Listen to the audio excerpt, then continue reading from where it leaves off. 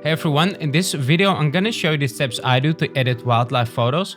And these steps I pretty much use all the time when I edit wildlife photos. These are really easy to understand. Once you get the hang of it, you'll probably use them most of the time like I do.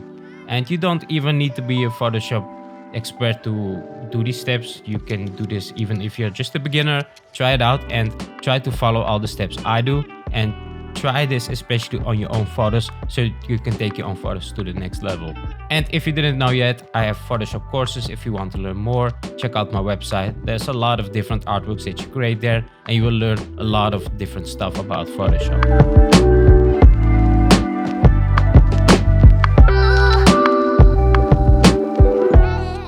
So I start with creating a new file in the resolution I want, and the first thing I do is drop all the colors with a saturation adjustment layer.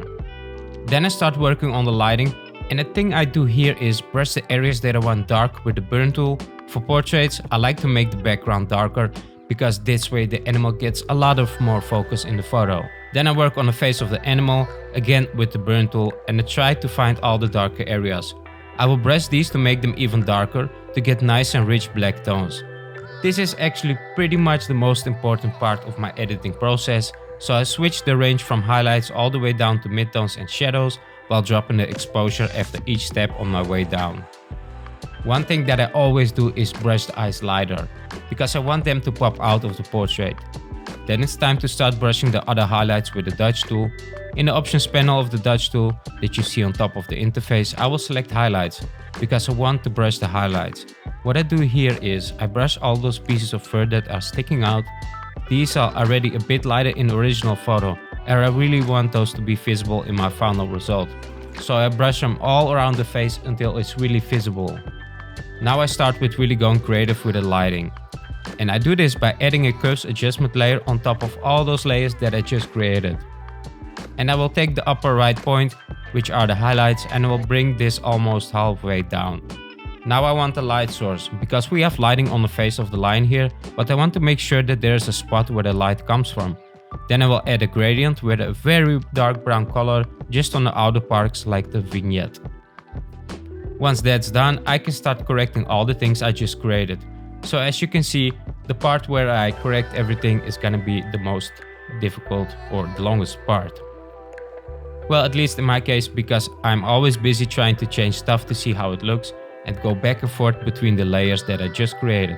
If you work too long on the edit, you should take a break or do something else and try to work on it the next day.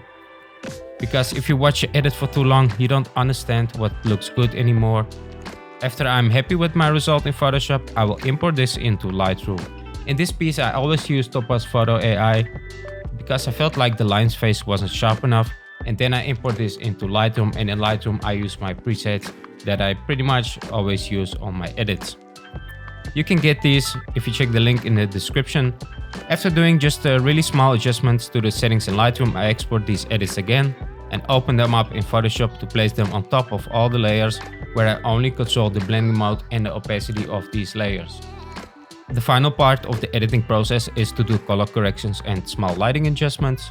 The best way to do this is to just create a new layer of your whole creation and open up Camera Raw filter. Here I just play around with the sliders to see if the edit looks better when I change the settings. And usually it does. It's like the final touch to the image. It's pretty much it. So that's the whole process how I create everything, and try these steps yourself and you will see the difference of unedited and edited photos. So thanks for watching. I hope you enjoyed this video and learned something, and catch you on the next one.